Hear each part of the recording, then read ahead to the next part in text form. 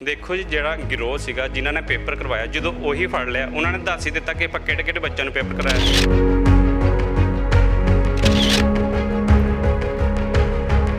ਜਦੋਂ ਕੋਈ ਬੱਚਾ ਇੱਕ ਬੱਚਾ ਚੀਟਿੰਗ ਕਰਦਾ, ਸਾਰਿਆਂ ਦਾ ਪੇਪਰ ਤਾਂ ਨਹੀਂ ਰੱਦ ਕਰ ਦਿੱਤਾ ਜਾਂਦਾ, ਉਸ ਬੱਚੇ ਨੂੰ ਬਾਹਰ ਕੱਢ ਦਿੱਤਾ ਜਾਂਦਾ। ਅਸੀਂ ਵੀ ਇਹੀ ਮੰਗ ਕਰਦੇ ਹਾਂ ਸਰਕਾਰ ਕੋਲੋਂ ਕਿ ਜਿਹੜੇ ਬੱਚਿਆਂ ਨੇ ਚੀਟਿੰਗ ਕੀਤੀ ਹੈ ਤੁਸੀਂ ਉਹਨਾਂ ਨੂੰ ਬਾਹਰ ਕੱਢੋ ਤੇ ਜਿਹੜੇ ਜੈਨੂਇਨ ਆ ਉਹਨਾਂ ਦੀ ਜੁਆਇਨਿੰਗ ਕਰੋ। जी बिल्कुल, जिवें कि भगवंत मान जी हमेशा कहते हैं भी मेरा हरा पेन नौकरियां देण नूं ਚੱਲੂਗਾ। जे सरकार साडे हक की गल नहीं करूगी तो असीं डीमोटिवेट हो जाए, साडे कोल शायद अगे भी किसी पेपर की तैयारी ना हो पावे। नायब तहसीलदारां दी भर्ती वास्ते पेपर होया सी, पर नकल माफिया ने वो पेपर उथल पुथल कर दिता क्योंकि नकलजियां नूं ਵਧੀਆ ਨੰਬਰ ਆਏ, ਉਹ ਮੈਰਿਟ ਦੇ ਵਿੱਚ ਚਲੇ ਗਏ। ਉਹ ਉਮੀਦਵਾਰ ਜਿਹੜੇ ਪਹਿਲਾਂ ਬਹੁਤ ਸਾਰੇ ਪੇਪਰਾਂ ਵਿੱਚੋਂ ਪਿੱਛੇ ਰਹਿ ਜਾਂਦੇ ਸਨ, ਬਹੁਤ ਸਾਰੇ ਘੱਟ ਉਹਨਾਂ ਦੇ ਬਹੁਤ ਘੱਟ ਮਾਰਕਸ ਆਉਂਦੇ ਸਨ, ਪਰ ਉਹ ਟੌਪਰ ਬਣੇ, ਜਿਸ ਦਾ ਵਿਰੋਧ ਹੋਇਆ, ਸ਼ੱਕ ਪੈਦਾ ਹੋਈ ਕਿਉਂਕਿ ਇੱਕੋ ਸੈਂਟਰ ਦੇ ਵਿੱਚੋਂ ਹੀ ਕਈ ਉਮੀਦਵਾਰ ਪਾਸ ਹੋ ਗਏ ਸਨ ਤੇ ਉਹਨਾਂ ਦੇ ਨੰਬਰ ਵੀ ਚੰਗੇ ਸਨ। ਫਿਰ ਪੁਲਿਸ ਨੇ ਤਹਿਕੀਕਾਤ ਕੀਤੀ, ਕੁਝ ਮਾਫੀਆ ਦੇ ਮੈਂਬਰ ਅੰਦਰ ਗਏ ਤੇ ਕੁਝ ਉਹ ਉਮੀਦਵਾਰ ਜਿਨ੍ਹਾਂ ਨੇ ਪੈਸੇ ਦੇ ਕੇ ਪੇਪਰ ਪਾਸ ਕੀਤਾ ਸੀ ਉਹ ਵੀ ਅੰਦਰ ਗਏ। ਪਰ ਜਿਹੜੇ ਜੈਨੂਇਨ ਉਮੀਦਵਾਰ ਨੇ, ਜਿਨ੍ਹਾਂ ਨੂੰ ਲੱਗਦਾ ਕਿ ਸਾਡੇ ਨਾਲ ਧੱਕਾ ਹੋਇਆ, ਜਿਨ੍ਹਾਂ ਨੂੰ ਲੱਗਦਾ ਕਿ ਸਾਡੀ ਜਿਹੜੀ ਨੌਕਰੀ ਆ ਉਹ ਲੇਟ ਹੋ ਗਈ, ਉਹ ਹੁਣ ਸਰਕਾਰ ਤੱਕ ਆਪਣੀ ਆਵਾਜ਼ ਪਹੁੰਚਾਉਣੀ ਚਾਹੁੰਦੇ ਨੇ। ਸਾਡੇ ਨਾਲ ਕੁਝ ਉਮੀਦਵਾਰ ਨੇ, ਗੱਲ ਕਰਾਂਗੇ। ਹਾਂਜੀ, ਕੀ ਸ਼ੁਭ ਨਾਮ ਤੁਹਾਡਾ? ਮੇਰਾ ਨਾਮ ਜਸ਼ਨ ਕੁਮਾਰ ਹੈ ਜੀ। ਜਸ਼ਨ ਜੀ, ਕੀ ਮਸਲਾ ਅੱਜ ਦਾ ਤੁਹਾਡਾ? ਸਰਕਾਰ ਤੱਕ ਤੁਸੀਂ ਆਪਣੀ ਗੱਲ ਕੀ ਪਹੁੰਚਾਉਣਾ ਚਾਹੁੰਦੇ ਹੋ? ਅਸੀਂ ਤੁਹਾਨੂੰ ਦੱਸਣਾ ਚਾਹੁੰਦੇ ਹਾਂ ਕਿ ਜਿਹੜੀ ਨਾਇਬ ਤਹਿਸੀਲਦਾਰ ਦੀ ਭਰਤੀ ਹੈ ਉਹ ਦਸੰਬਰ 2020 'ਚ ਨਿਕਲੀ ਸੀਗੀ, ਜਿਹਦਾ ਪੇਪਰ ਮਈ 2022 'ਚ ਹੋਇਆ ਸੀਗਾ ਤੇ ਰਿਜ਼ਲਟ ਇਹਦਾ ਆਂਦਾ 6 ਅਕਤੂਬਰ ਨੂੰ। ਤੇ ਉਸ ਤੋਂ ਬਾਅਦ ਹੀ ਜਿਹੜੇ ਆਰੋਪ ਲੱਗਣੇ ਸ਼ੁਰੂ ਹੋ ਜਾਂਦੇ ਆ ਕਿ ਜਿਹੜੇ ਕੁਝ ਕੈਂਡੀਡੇਟ ਨੇ ਉਹ ਚੀਟਿੰਗ ਕਰਕੇ ਆਏ ਨੇ, ਕਿ ਉਹਨਾਂ ਦੇ ਨੰਬਰ ਜਿਹੜੇ ਪਟਵਾਰੀ ਜਾਂ ਹੋਰ ਪੇਪਰਾਂ 'ਚੋਂ ਘੱਟ ਸੀਗੇ। ਨਵੰਬਰ 2022 'ਚ ਜਿਹੜੀ ਆ ਇਹਦੇ ਰਿਲੇਟਡ FIR ਇੱਕ ਦਰਜ ਕੀਤੀ ਜਾਂਦੀ ਹੈ ਪਟਿਆਲਾ ਪੁਲਿਸ ਵੱਲੋਂ, ਜਿਹਦੇ ਵਿੱਚ 6 ਫੈਸਿਲੀਟੇਟਰ ਜਿਨ੍ਹਾਂ ਨੇ ਪੇਪਰ ਕਰਵਾਇਆ ਸੀਗਾ ਉਹ ਫੜੇ ਜਾਂਦੇ ਨੇ। ਤੇ ਉਹਦੇ ਤੋਂ ਜਦੋਂ ਪਤਾ ਚੱਲਦਾ ਹੈ, ਉਹ ਅੱਗੇ ਜਦੋਂ ਪੁਲਿਸ ਉਹਨਾਂ ਨੂੰ ਰਿਮਾਂਡ ਤੇ ਲੈਂਦੀ ਹੈ, ਉਹ ਬੱਚੇ ਜਿਨ੍ਹਾਂ ਨੂੰ ਪੇਪਰ ਕਰਾਇਆ ਸੀਗਾ ਉਹਦੇ ਬਾਰੇ ਸਾਰੀ ਇਨਫੋਰਮੇਸ਼ਨ ਪ੍ਰੋਵਾਈਡ ਕਰਵਾ ਦਿੰਦੇ ਨੇ। ਇਸ ਲਈ ਪੁਲਿਸ ਨੇ ਜਿਹੜੇ ਗਲਤ ਬੱਚੇ ਸੀਗੇ ਉਹਨਾਂ ਨੂੰ ਸੈਗਰੀਗੇਟ ਕਰ ਲਿਆ। ਜਿਹੜੇ ਉਮੀਦਵਾਰ ਸੀ ਜਿਨ੍ਹਾਂ ਨੇ ਪੈਸੇ ਦੇ ਕੇ ਨਕਲ ਮਾਰ ਕੇ ਪੇਪਰ ਪਾਸ ਕੀਤਾ ਸੀ, ਉਹਨਾਂ ਵਿੱਚੋਂ ਸਾਰੇ ਅੰਦਰ ਚਲੇ ਗਏ ਜੇਲ੍ਹ ਦੇ ਵਿੱਚ, ਹਜੇ ਬਾਹਰ ਫਿਰਦੇ ਆ? ਇਹਦੇ ਬਾਰੇ ਸਾਨੂੰ ਪੂਰੀ ਨੌਲੇਜ ਨਹੀਂ ਹੈਗੀ, ਬਟ ਹਜੇ ਤੱਕ 6 ਕੈਂਡੀਡੇਟ ਉਹਨਾਂ ਨੇ ਜਿਹੜੇ ਆ ਕਿ ਜਿੰਦੇ ਖਿਲਾਫ ਚਾਰਜ ਸ਼ੀਟ ਦਾਖਲ ਕੀਤੀ ਹੈ ਪਿਛਲੇ ਕੁਝ ਦਿਨਾਂ ਦੇ ਵਿੱਚ। ਬਾਕੀ 7 ਫੈਸਿਲੀਟੇਟਰ ਦੇ ਖਿਲਾਫ ਕੀਤੀ ਹੈ। ਟੋਟਲ 13% ਦੇ ਖਿਲਾਫ ਚਾਰਜ ਸ਼ੀਟ ਦਾਇਰ ਕਰ ਦਿੱਤੀ ਹੈ ਪਟਿਆਲਾ ਪੁਲਿਸ ਨੇ। ਹੁਣ ਅਸੀਂ ਤਾਂ ਚਾਹੁੰਦੇ ਹਾਂ ਕਿ ਜੇ ਪੰਜਾਬ ਪੁਲਿਸ ਨੇ ਜਿਹੜੇ ਆ ਬੱਚੇ ਸੈਗਰੀਗੇਟ ਕਰ ਲਏ ਹੋਏ ਨੇ ਉਹਨਾਂ ਨੂੰ ਬਾਹਰ ਕੱਢ ਕੇ ਜਿਹੜੇ ਜੈਨੂਇਨ ਕੈਂਡੀਡੇਟ ਨੇ ਉਹਨਾਂ ਦੀ ਸਰਕਾਰ ਜੁਆਇਨ ਕਰਾਵੇ। ਇੱਕ ਸਵਾਲ ਇਹ ਖੜਾ ਹੋ ਜਾਂਦਾ ਕਿ ਹੋ ਸਕਦਾ ਇੱਕ ਦੋ ਉਹੋ ਜਿਹੇ ਕੈਂਡੀਡੇਟ ਜਿਨ੍ਹਾਂ ਨੇ ਨਕਲ ਮਾਰ ਕੇ ਇਹ ਪੇਪਰ ਪਾਸ ਕੀਤਾ ਹੋਵੇ ਜਾਂ ਪੈਸੇ ਦੇ ਕੇ ਇਹ ਪੋਸਟ ਹਥਿਆਈ ਹੋਵੇ, ਜੇ ਉਹ ਫਿਰ ਤੁਹਾਡੇ ਨਾਲ ਰਲ ਕੇ ਆ ਗਿਆ, ਨੁਕਸਾਨ ਹੋ ਜਾਏਗਾ 2-4 ਕੈਂਡੀਡੇਟਾਂ ਦਾ ਜਿਹੜੇ ਜੈਨੂਇਨ ਨੇ। ਦੇਖੋ ਜੀ, ਜਿਹੜਾ ਗਿਰੋਹ ਸੀਗਾ ਜਿਨ੍ਹਾਂ ਨੇ ਪੇਪਰ ਕਰਵਾਇਆ, ਜਦੋਂ ਉਹੀ ਫੜ ਲਿਆ ਉਹਨਾਂ ਨੇ ਦੱਸ ਹੀ ਦਿੱਤਾ ਕਿ ਆਪਾਂ ਕਿਹੜੇ ਬੱਚਿਆਂ ਨੂੰ ਪੇਪਰ ਕਰਾਇਆ। ਹੁਣ ਤਾਂ ਆਪਾਂ ਜੇ ਡਾਊਟ ਕਰਾਂਗੇ ਫਿਰ ਤਾਂ ਆਪਾਂ ਹਰ ਪੇਪਰ ਤੇ ਡਾਊਟ ਕਰ ਸਕਦੇ ਹਾਂ ਕਿ ਇਸ 'ਚ ਵੀ ਕੋਈ ਨਕਲ ਮਾਰ ਕੇ ਆ ਗਿਆ ਹੋਊਗਾ। ਹੁਣ 10th 12th ਪੇਪਰ 'ਚ ਜਦੋਂ ਕੋਈ ਇੱਕ ਬੱਚਾ ਚੀਟਿੰਗ ਕਰਦਾ, ਸਾਰਿਆਂ ਦਾ ਪੇਪਰ ਤਾਂ ਨਹੀਂ ਰੱਦ ਕਰ ਦਿੱਤਾ ਜਾਂਦਾ, ਉਸ ਬੱਚੇ ਨੂੰ ਬਾਹਰ ਕੱਢ ਦਿੱਤਾ ਜਾਂਦਾ।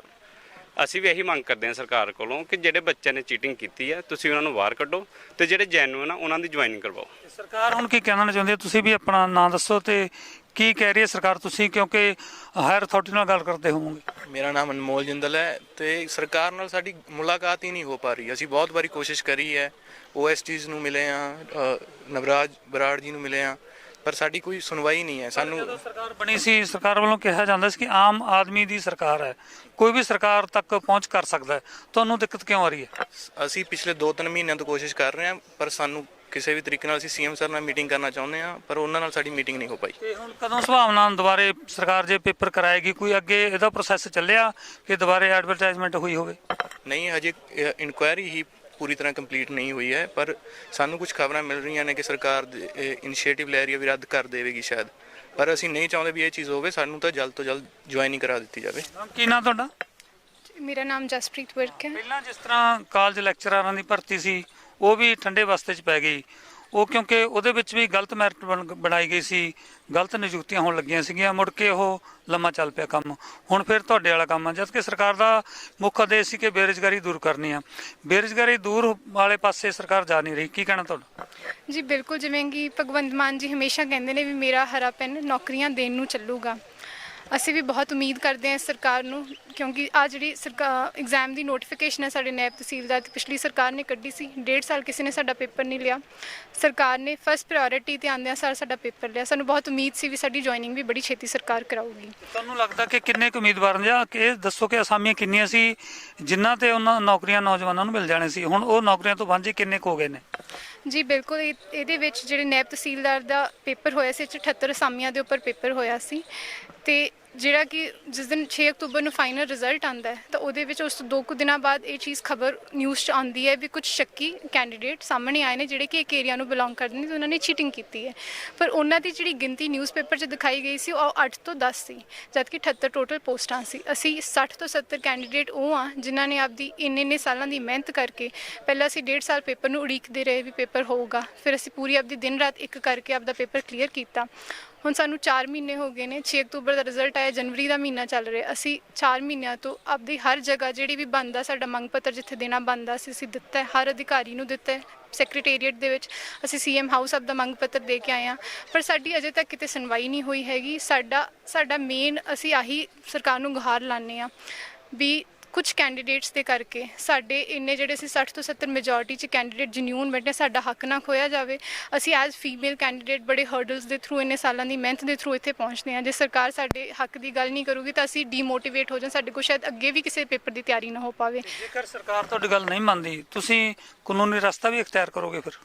ਜੀ ਅਸੀਂ ਸਰਕਾਰ ਨੂੰ ਪਹਿਲਾਂ ਹੀ ਪ੍ਰਾਇੋਰਟੀ ਬੇਸਿਸ ਤੇ ਜਿਹੜੀਆਂ ਵੀ ਸੁਪਰੀਮ ਕੋਰਟ ਦੀਆਂ ਗਾਈਡਲਾਈਨਸ ਆਈਆਂ ਨੇ ਅੱਜ ਤੱਕ ਵੱਖ-ਵੱਖ ਕੇਸਾਂ 'ਚ, ਜਿਹਦੇ 'ਚ ਇੱਕ ਕੇਸ 2002 ਦਾ ਪੀਪੀਐਸਸੀ ਦਾ ਹੀ ਹੈ ਜੋਗਿੰਦਰਪਾਲ ਸਿੰਘ ਕੇਸ, ਇੱਕ ਨਾਗੰਨਾ ਕੇਸ ਹੈ, ਉਹਦੇ ਵਿੱਚ ਸੁਪਰੀਮ ਕੋਰਟ ਨੇ ਸਾਫ਼ ਤੌਰ ਤੇ ਕਿਹਾ ਹੈ ਕਿ ਜਿੱਥੇ ਵੀ ਇਨੋਸੈਂਟ ਕੈਂਡੀਡੇਟਸ ਤੇ ਟੈਂਟਡ ਕੈਂਡੀਡੇਟਸ ਦੀ ਪ੍ਰੋਪਰ ਸੈਗਰੀਗੇਸ਼ਨ ਪੋਸੀਬਲ ਹੈ ਉੱਥੇ ਸੈਗਰੀਗੇਸ਼ਨ ਕਰਕੇ ਜਿਹੜੀ ਵੀ ਜੁਆਇਨਿੰਗ ਹੈ ਉਹਨੂੰ ਇੱਕ ਟਾਈਮ ਬਾਉਂਡ ਮੈਨਰ 'ਚ ਇਨੀਸ਼ੀਏਟ ਕੀਤਾ ਜਾਵੇ। ਤੇ ਨਾਲੇ ਇਹ ਵੀ ਹੋ ਸਕਦਾ ਕਿ ਜਿਨ੍ਹਾਂ ਤੇ ਫਿਰ ਸ਼ੱਕ ਹੋਇਆ, ਜੇ ਕੋਈ ਜਾਂਚ ਦੇ ਵਿੱਚ ਕੈਂਡੀਡੇਟ ਆ ਗਿਆ ਉਹਨੂੰ ਵੀ ਨੌਕਰੀ ਤੋਂ ਫਿਰ ਲਾਂਭੇ ਕੀਤਾ ਜਾ ਸਕਦਾ ਜਾਂਚ ਦੌਰਾਨ ਜੇ ਕੁਛ ਆ ਗਿਆ। ਤੁਹਾਡੀ ਇਹ ਡਿਮਾਂਡ ਹੈ ਕਿ ਫਿਲਹਾਲ ਜਿੰਨੀਆਂ ਨੌਕਰੀਆਂ ਜਿਨ੍ਹਾਂ ਨੂੰ ਹੱਕ ਬਣਦਾ ਦੇ ਦੇਣੀ ਚਾਹੀਦੀ ਹੈ? ਜੀ ਅਸੀਂ ਸਰਕਾਰ ਨੂੰ ਇਹੀ ਕਹਿੰਦੇ ਹਾਂ ਵੀ ਸਰਕਾਰ ਨੇ ਜਿਹੜੀ ਇਨਵੈਸਟੀਗੇਸ਼ਨ ਕਰਕੇ ਜਿਨ੍ਹਾਂ ਨੂੰ ਵੀ ਕਲੀਨ ਚਿੱਟ ਆਲਰੇਡੀ ਦੇ ਚੁੱਕੇ ਨੇ ਉਹਨਾਂ ਦੀ ਜੁਆਇਨਿੰਗ ਇਨੀਸ਼ੀਏਟ ਕੀਤੀ ਜਾਵੇ। ਜਿਹੜੇ ਸਰਕਾਰ ਨੂੰ ਲੱਗਦਾ ਹੈ ਵੀ ਸ਼ੱਕੀ ਕੈਂਡੀਡੇਟਸ ਨੇ ਜਿਨ੍ਹਾਂ ਦੇ ਉੱਪਰ ਇਨਵੈਸਟੀਗੇਸ਼ਨ ਚੱਲ ਰਹੀ ਹੈ ਉਹਨਾਂ ਦੀ ਸੀਟਸ ਨੂੰ ਹੋਲਡ ਤੇ ਰੱਖ ਕੇ ਬਾਕੀਆਂ ਦਾ ਜਿਨ੍ਹਾਂ ਨੇ ਇੰਨੀ ਸਾਲ ਦੀ ਮਿਹਨਤ ਪਾਈ ਹੈ ਉਹਨਾਂ ਦਾ ਕੋਈ ਗੁਨਾਹ ਨਹੀਂ ਹੈਗਾ ਇਹਦੇ 'ਚ, ਉਹਨਾਂ ਨਾਲ ਧੱਕਾ ਨਹੀਂ ਹੋਣਾ ਚਾਹੀਦਾ। ਤੁਹਾਡੀ ਹਜੇ ਤੱਕ ਕਿਸੇ ਲੀਡਰ ਨਾਲ, ਆਮ ਆਦਮੀ ਪਾਰਟੀ ਦੇ ਨਾਲ ਜਾਂ ਫਿਰ ਕਿਸੇ ਮੰਤਰੀ ਨਾਲ, ਵਿਧਾਇਕ ਨਾਲ ਗੱਲ ਹੋਈ ਹੈ ਹੁਣ ਤੱਕ? ਅਸੀਂ ਆਪਣੇ ਸੀਐਮ ਸਾਹਿਬ ਦੇ ਓਐਸਡੀ ਸਾਹਿਬ ਨੂੰ ਵੀ ਮਿਲੇ ਸੀਗੇ, ਉਹਨਾਂ ਨੇ ਵੀ ਸਾਨੂੰ ਭਰੋਸਾ ਦਿਲਵਾਇਆ ਸੀਗਾ ਕਿ ਆਪਾਂ ਪੇਪਰ ਜਿਹੜਾ ਰੱਦ ਨਹੀਂ ਕਰਾਂਗੇ, ਤੁਹਾਡੀ ਜੁਆਇਨਿੰਗ ਕਰਾਵਾਂਗੇ। ਫਿਰ ਆਪਾਂ ਰੈਵਨਿਊ ਮਿਨਿਸਟਰ ਸਾਹਿਬ ਨੂੰ ਵੀ ਮਿਲੇ ਸੀਗੇ, ਉਹਨਾਂ ਨੇ ਕਿਹਾ ਸੀਗਾ ਤੁਸੀਂ ਸੀਐਮ ਸਾਹਿਬ ਨੂੰ ਮਿਲੋ, ਬਟ ਸੀਐਮ ਸਾਹਿਬ ਸਾਨੂੰ ਅਜੇ ਤੱਕ ਨਹੀਂ ਮਿਲੇ। ਅਸੀਂ ਬਹੁਤ ਕੋਸ਼ਿਸ਼ ਕੀਤੀ, ਅਸੀਂ ਸੀਐਮ ਹਾਊਸ ਵੀ ਗਏ ਹਾਂ, ਉੱਥੇ ਵੀ ਗੁਹਾਰ ਲਗਾਈ ਕਿ ਸਾਨੂੰ ਸੀਐਮ ਸਾਹਿਬ ਨਾਲ ਮਿਲਾਇਆ ਜਾਵੇ। ਤੁਹਾਨੂੰ ਨਹੀਂ ਲੱਗਦਾ ਕਿ ਮਿੱਠੀਆਂ ਗੋਲੀਆਂ ਦੇ ਕੇ ਜਿਵੇਂ ਸਾਰ ਦਿੰਦੇ ਆ ਉਹੀ ਕੰਮ ਕਰ ਰਹੇ ਨੇ ਅਧਿਕਾਰੀ? ਲੱਗ ਤਾਂ ਸਰ ਇਵੇਂ ਰਿਹਾ ਜਿਵੇਂ ਸੀਐਮ ਸਾਹਿਬ ਕਹਿੰਦੇ ਨੇ ਕਿ ਮੇਰਾ ਹਰਾ ਪੈਨ ਜਿਹੜਾ ਨੌਕਰੀਆਂ ਦੇਣ ਲਈ ਚੱਲੂਗਾ, ਬਟ ਸਾਡੇ ਵਾਰਤਾ ਜੀ ਖੋਣ ਲਈ ਚੱਲ ਰਿਹਾ। ਸੀਐਮ ਸਾਹਿਬ ਮੈਂ ਪਿਛਲੇ 2 ਮਹੀਨੇ ਤੋਂ ਲਗਾਤਾਰ ਭਾਸ਼ਣ ਸੁਣ ਰਿਹਾ। ਕਿਉਂ ਸੁਣ ਰਿਹਾ? ਸਾਨੂੰ ਉਮੀਦ ਹੁੰਦੀ ਕਿ ਸ਼ਾਇਦ ਕਿਸੇ ਭਾਸ਼ਣ 'ਚ ਸਾਡਾ ਜ਼ਿਕਰ ਕਰਨਗੇ ਕਿ ਨਾਇਬ ਤਹਿਸੀਲਦਾਰਾਂ ਨੂੰ ਆਪਾਂ ਜੁਆਇਨ ਕਰਵਾ ਰਹੇ ਹਾਂ, ਬਟ ਉਹ ਆਪਣੇ ਆਪ ਨੂੰ ਕਹਿੰਦੇ ਨੇ ਕਿ ਮੈਂ ਦੁੱਖ ਮੰਤਰੀ ਹਾਂ, ਬਟ ਸਾਡਾ ਦੁੱਖ ਦੇਖ ਨਹੀਂ ਰਹੇ ਸ਼ਾਇਦ ਉਹ। ਤੁਹਾਨੂੰ ਸੱਚੀ ਲੱਗਦਾ ਕਿ ਤੁਹਾਨੂੰ ਦੁੱਖ ਦੇਣ ਵਾਲੇ ਮੰਤਰੀ ਹੈ? ਸਾਨੂੰ ਤਾਂ ਆਪਾਂ ਇਹ ਨਹੀਂ ਕਹਾਂਗੇ ਦੁੱਖ ਦੇਣ ਵਾਲੇ ਮੰਤਰੀ ਨੇ, ਸਾਨੂੰ ਇਹ ਹੈ ਕਿ ਸਾਡੀ ਜਿਹੜੀ ਗੱਲ ਸੁਣਨ, ਇੱਕ ਵਾਰੀ ਸਾਨੂੰ ਆਪਣੇ ਕੋਲ ਬੁਲਾਉਣ, ਸਾਡੀ ਗੱਲ ਸੁਣੀ ਜਾਵੇ ਤਾਂ ਜੋ ਆਪਾਂ ਆਪਣੀ ਗੱਲ ਉਹਨਾਂ ਅੱਗੇ ਰੱਖ ਸਕੀਏ। ਕੀ ਨਾਮ ਹੈ ਤੁਹਾਡਾ? ਮੇਰਾ ਨਾਮ ਸ਼ੈਫੀ ਸਿੰਗਲਾ, ਮੈਂ ਡਿਸਟ੍ਰਿਕਟ ਮਾਨਸਾ। ਇਸ ਕਿਉਂਕਿ ਬਹੁਤ ਸਾਰੇ ਹੋਰ ਉਮੀਦਵਾਰਾਂ ਨੂੰ ਜਾਂ ਵਿਦਿਆਰਥੀਆਂ ਨੂੰ ਲੱਗਦਾ ਹੈ ਕਿ ਯਾਰ ਨੌਕਰੀਆਂ ਜਿਵੇਂ ਸਰਕਾਰ ਕਹਿੰਦੀ ਸੀ ਉਸ ਲੈਵਲ ਤੇ ਨੌਕਰੀਆਂ ਨਿਕਲ ਨਹੀਂ ਰਹੀਆਂ, ਜਾਂ ਕਹ ਲਓ ਕੁਝ ਕੱਚੇ ਕੈਂਡੀਡੇਟ ਨੇ ਜਾਂ ਕੁਝ ਠੇਕਾਦਾਰ ਤੋਂ ਭਰਤੀ ਵਾਲੇ ਜਿਹੜੇ ਪ੍ਰੋਪਰ ਪ੍ਰੋਸੈਸ ਰਾਹੀਂ ਭਰਤੀ ਹੋਏ ਸੀ ਉਹਨਾਂ ਦੀਆਂ ਨੌਕਰੀਆਂ ਵੀ ਪੱਕੀਆਂ ਨਹੀਂ ਕੀਤੀਆਂ ਜਾ ਰਹੀਆਂ। ਕੀ ਕਹਿਣਾ ਚਾਹੋਗੇ ਪੂਰੇ ਬੇਰੁਜ਼ਗਾਰੀ ਬਾਰੇ? ਸਰਕਾਰ ਦਾ ਕਿੱਦਾਂ ਤੁਹਾਨੂੰ ਲੱਗਦਾ ਨਜ਼ਰੀਆ? ਸਾਨੂੰ ਇਸ ਸਰਕਾਰ ਤੋਂ ਪੂਰੀ ਉਮੀਦ ਹੈ ਕਿ ਇਹ ਆਮ ਆਦਮੀ ਦੀ ਸਰਕਾਰ ਹੈ ਤੇ ਇਹ ਆਮ ਆਦਮੀ ਵਾਸਤੇ ਹੀ ਕੁਝ ਕਰੂਗੀ।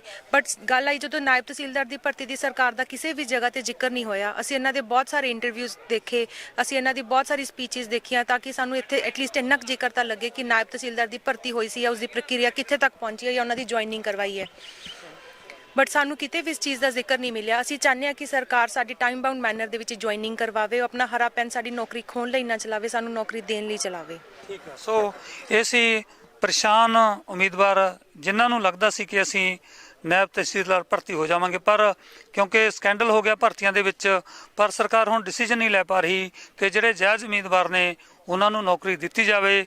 ਆਪਣੀ ਗੱਲ ਇਹਨਾਂ ਨੇ ਮੀਡੀਆ ਰਾਹੀਂ ਸਰਕਾਰ ਕੋਲ ਰੱਖੀ ਹੈ, ਕਿਉਂਕਿ ਇਹਨਾਂ ਨੂੰ ਇਹ ਲੱਗਦਾ ਹੈ ਕਿ ਉਹਨਾਂ ਦੀ ਗੱਲ ਮੁੱਖ ਮੰਤਰੀ ਕੋਲ ਪਹੁੰਚਦੀ ਨਹੀਂ, ਕੋਈ ਮੰਤਰੀ ਕੋਈ ਵਿਧਾਇਕ ਇਹਨਾਂ ਦੀ ਗੱਲ ਨਹੀਂ ਪਹੁੰਚਾਉਂਦਾ। ਸੋ ਦੇਖਦੇ ਹਾਂ ਹੁਣ ਸਰਕਾਰ ਇਸ ਮਸਲੇ ਤੇ ਕੀ ਫੈਸਲਾ ਕਰੇਗੀ।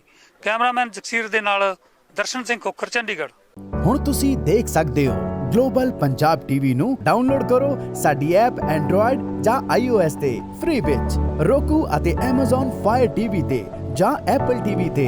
ਨਾਲ ਹੀ ਦੇਖ ਸਕਦੇ ਹੋ ਲਾਈਵ ਸਟ੍ਰੀਮਿੰਗ www.globalpunjabtv.com ਤੇ।